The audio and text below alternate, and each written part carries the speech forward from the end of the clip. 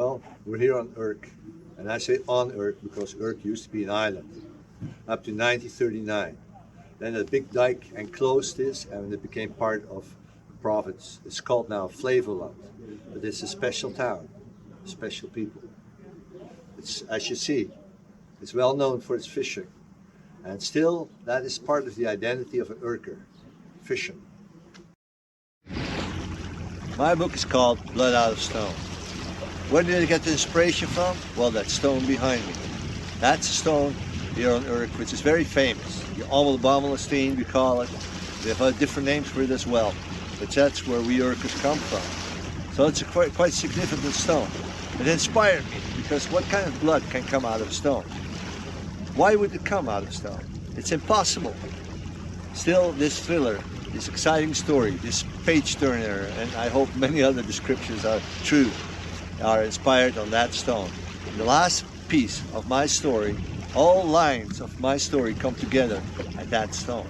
So I went to Norway several times, and I did some research. I saw the place with my own eyes. I like stories which are real, not fake things. I can feel it, when a writer has been there, has experienced the places themselves. And that's what I did.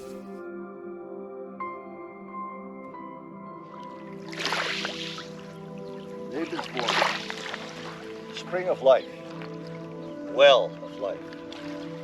What an ironic term. Heinrich Himmler, he came up with this term because he saw an increase of, well, bad blood, you could say, and a decline of Germanic blood. And he thought it was horrible. He had to do something. In his mind, he would see about 120 million pure-raised Aryans in Europe, and there would be slaves serving them, etc. A whole complete strange picture. But he was active at it, and he founded the Lebensborn project in 1935 already, years before the Second World War. Unbelievable.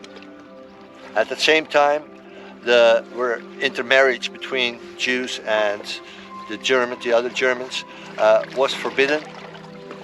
And he started with this project, and it was successful. Maybe not so much in Germany.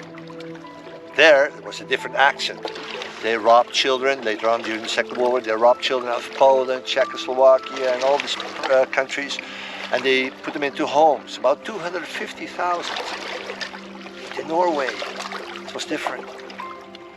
They were stimulating the SS officers to have bonds, to have friendships, and to go beyond that, of course, to produce children with these pure-raised Norwegian women.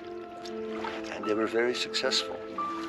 I think about 40 to 50,000 women were involved, and about 12,000 children were born in this program. 12,000 children at the end of the Second World War. Lebensborn children.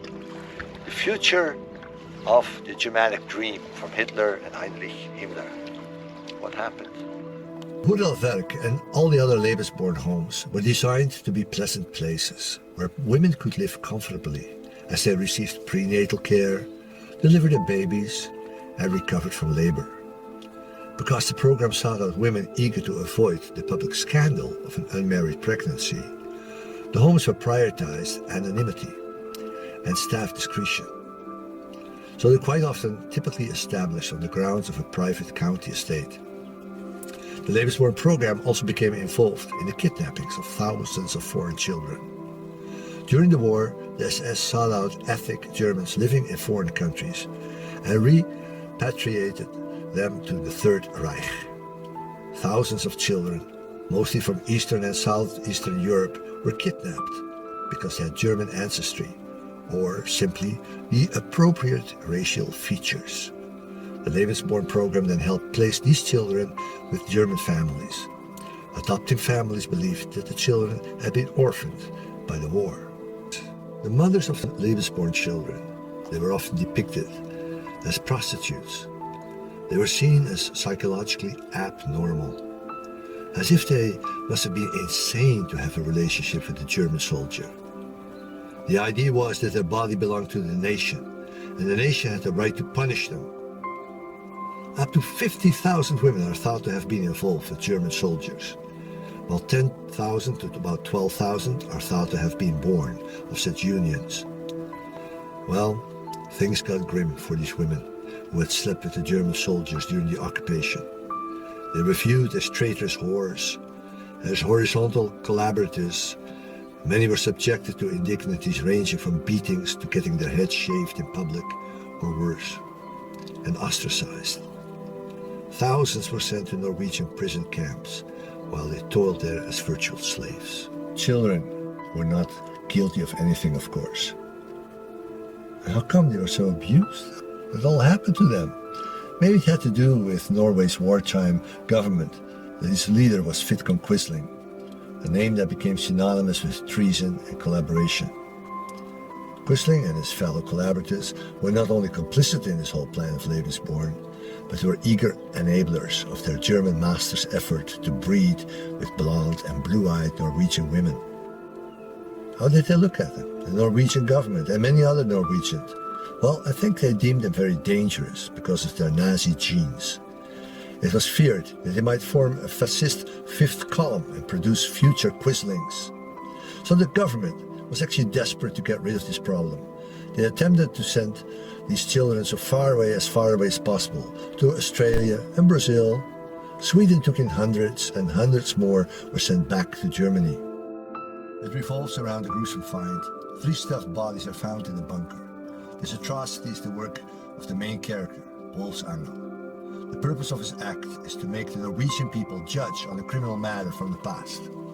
Crime reporter Odd Gripar investigates a bizarre case and stumbles upon the hidden history of the Norwegian Lebensborn project, the Nazis' largest race improvement experiment. Each discovery is followed by a confession by one of the dead about the ill treatment of children. It is revealed how the children were mistreated after the war. Obsessed with the ghost of a missing German war child, Wolfsangel goes to great lengths to impress upon the Norwegian people a harsh truth: how they allowed the people, the children of their enemies, to be abused after the war. The ruthless perpetrator squeezes blood out of stone, but in a significant way also becomes the sacrifice on that very same stone.